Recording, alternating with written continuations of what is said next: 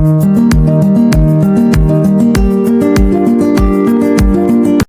guys, welcome back to my YouTube channel. ඉතින් අනුත් කාලයකට පස්සේ ඔයාලට වීඩියෝ එකක් අරන් එන්න හිතුණා. ඉතින් මේ තියෙන්නේ අපේ පල්ලියේ ෆීස්ට් එක දවස. ඉතින් මට හිතුණා ඒ දවසේ මොකද වුනේ කියලා ඔයාලත් එක්ක ෂෙයා කරගන්න.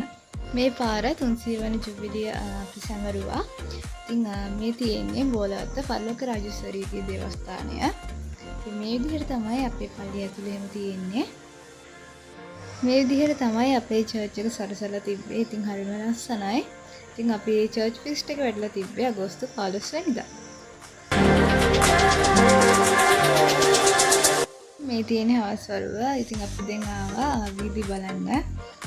ඉතින් වීදි යනවා කියලා කරන්නේ දේවයන්ගේ ප්‍රතිමාවක් අරගෙන ගමට යනවා.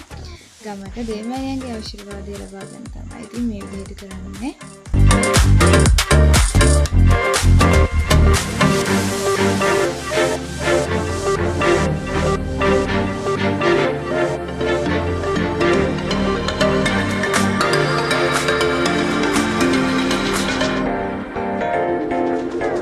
ඉතින් අපි ආයෙ රැ වෙලා චර්ච් එකට ආවා.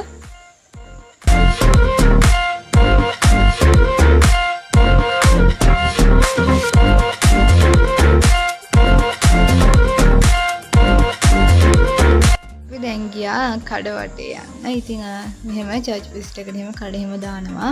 ඉතින් මෙතන කොණ්ඩ කටු, සෙල්ලම් බඩු, ඒ වගේම පැරස් කෑම එහෙම ගොඩක් ඒවා තියෙනවා මෙතන ගන්න.